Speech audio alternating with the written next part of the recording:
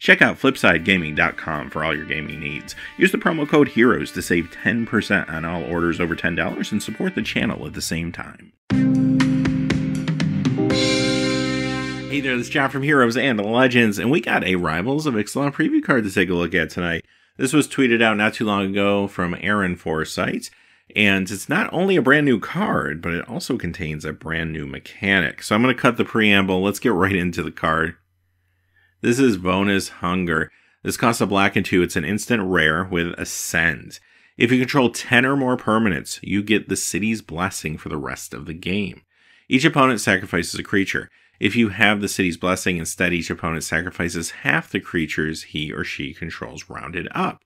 And on your right side, you'll see City's Blessing. This is the Friday Night Magic promo version that they have previously showed us. Makes a little more sense now, I suppose. So let's talk about the mechanic first and then the card a little bit. The mechanic sounds pretty interesting. Now, Aaron Forsythe had mentioned in the past that the Monarchy Mechanic in Conspiracy 2 was actually taken from a set they were working on for the future. This kind of feels like maybe this was Monarchy, at least early on in development, and perhaps it changed a little bit. Now, there are some pretty glaring differences here, obviously, between this and Monarchy. But this actually feels like it would be better balanced in like a 1v1 situation, which would make sense. Now, getting 10 permanents to get this ability, it's not really clear at this point, like how many cards have Ascend that will actually give you the permanent. But maybe it's a cycle, maybe it's much more than that. We'll just have to wait and see. But it does start to make you think, well, getting permanents, developing your board out quickly becomes more important. So things like, I don't know, treasure tokens, all of a sudden become that much better. That could be really interesting maybe in the next meta. We'll have to wait and see. Again, it just depends on how deep this mechanic goes into the sets, and that's what we'll need to wait and find out. Now, the card itself, each opponent sacrifices a creature. Okay, it's an edict effect for 3 at instant speed. That's okay.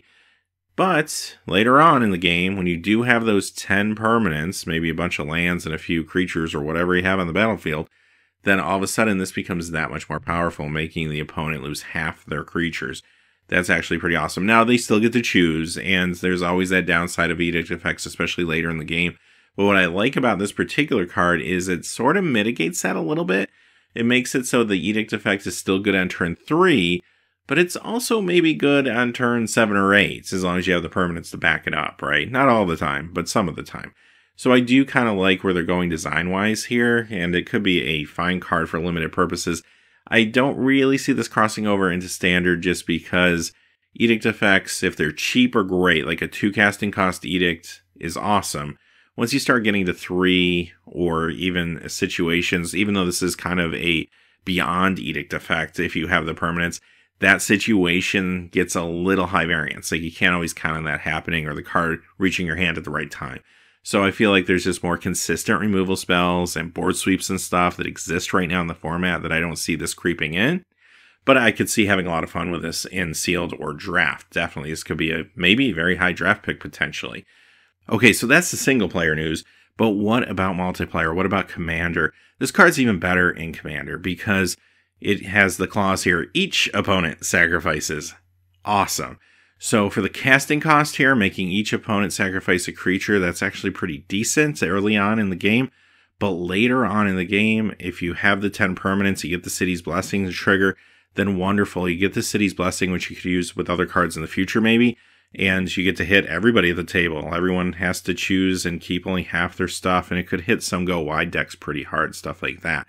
So for those reasons alone, I'm interested in the card specifically, but beyond that, I'm actually really interested in the fact that the Ascend mechanic is coming to Commander. Because, again, we don't know what the other cards do yet that interact with this.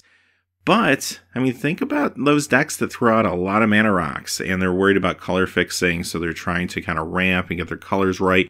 You could be up to 10 permanents relatively quickly sometimes. And this City's Blessing could come into play. And if there's cards that matter enough, then who knows? This could be a powerful move. We'll have to kind of wait and see again. But another thing that I think is pretty cool about this when it comes to multiplayer is unlike the Monarchy token, for example, which gets passed around, a lot of players could have this. So I trigger it, I get it, my opponent a turn later could cause it to trigger off another card, and they get a City's Blessing. So as the game goes on, everything could become more intense as more and more players get this city's blessing potentially. Again, if they're using those cards in their deck, of course. So I think that's kind of interesting. And once you have it, it doesn't appear there's a way to lose it, at least that we've seen right now. It feels kind of like an emblem for a Planeswalker or something like that.